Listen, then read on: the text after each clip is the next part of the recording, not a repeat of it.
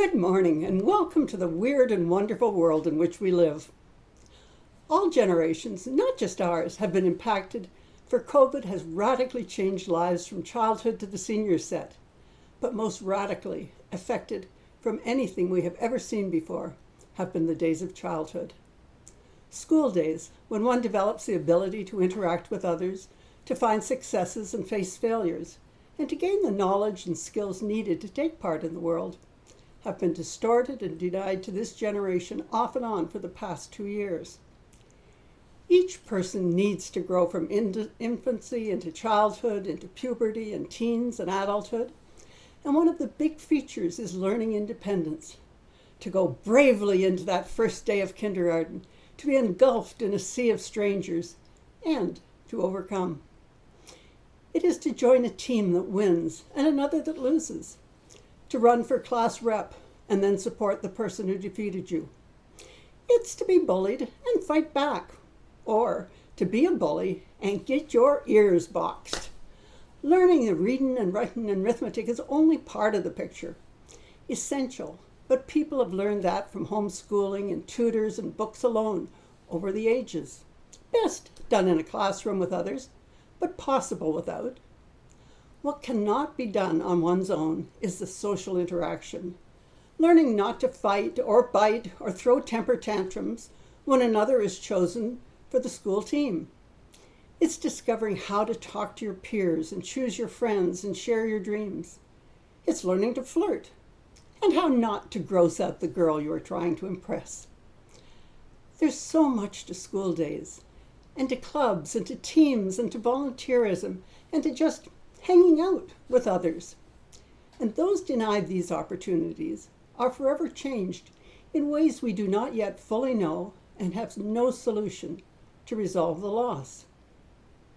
During a recent discussion of the concerns of the medical world, a doctor stated that today's children are now effectively 2 years behind in their social development, meaning that a 6-year-old may be acting as if just starting school at 4, having gained none of the needed social skills to carry them through adapting to other children having rights and not being the center of attention all of the time. And just think what it really means. The teen getting behind the wheel of dad's car may have the maturity of a 14-year-old. And let's face it, 16 is already scary enough. Even before COVID, parents were already far more protective and present in their children's lives than previous generations had been. This has made acceptable an ever-increasing dependence by children on parents to transport the offspring, determine their friends, protect them from criticism at school or elsewhere. How has this impacted parental abilities to encourage their children in gaining the confidence to do things on their own? Well, that remains to be seen. But we do know that part of living a full life means learning to take risks, to go to new places alone, and take chances on love and adventure, all of which requires a confident independence developed over the years. The past 2 years have so greatly enhanced parental fears for their children. What can be done to help them overcome those dual trends of greater isolation within the family and home for protection against the unknown, as well as avoidance of COVID? Well, I have every sympathy with politicians trying to pick and choose from all the unsavory options, but I have far greater sympathy for the small business people, the restaurant owners, the fitness guru, the caterers, the mom and pop shop at the corner that struggle and go into ever greater debt, and the many that have not survived, and the many more that are on the brink of defeat.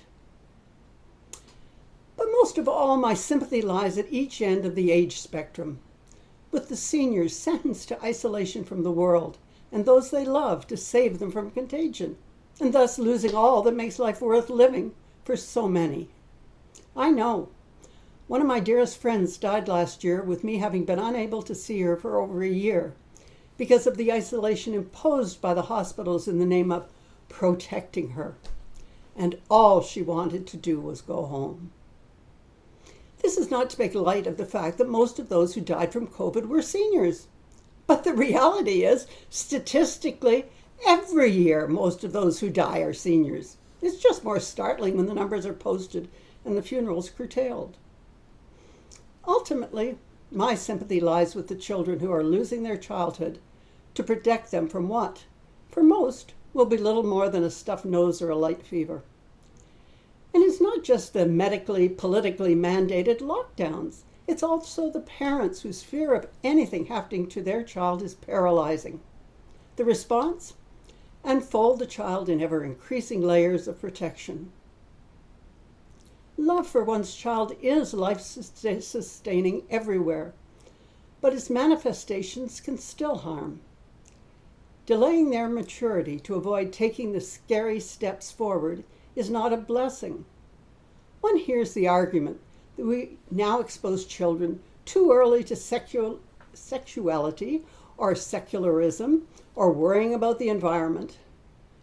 But striving to protect them from all harm and insult and hurt is unrealistic.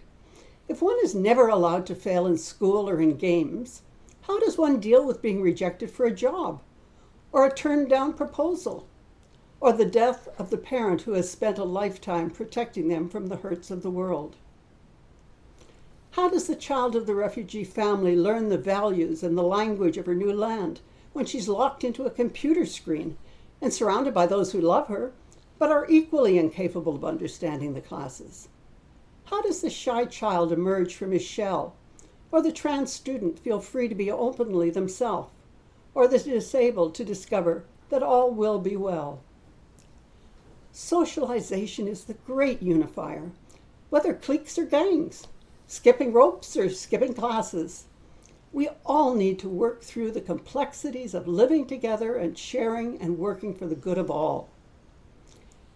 It's where we learn that people who do not look like us may think like us, and that those who share our cultural background or religion or neighborhood may not be the ones we want to hang about with. The schoolyard is where we learn that externals matter very little. Again, nothing negates the fact that children will die of COVID. Not many, but there will be those tragic exceptions. Just as children will die when they go swimming and hit the undertow, or walking to school are hit by a truck, or their bike takes them through the stop sign, or the pneumonia is swift and relentless, or the congenital heart disease reaches its inevitable conclusion. We cannot protect everyone from everything. All we can do is give our children the tools, the experience and opportunity to learn how to protect themselves, but not to paralyze them with fear of other people in the world. I heard a proposal that rather tickles my fancy. Because we're so desperately in need of getting the kids back into school and back with other children, and so many teachers are COVID infected and isolated, and there aren't enough supply teachers to replace them, what we need to do is reverse things. Let the teachers stay at home and direct their cameras and lessons from there. And let the children sit at their desks with their peers, and let the parents do what they're already doing at home, supervising.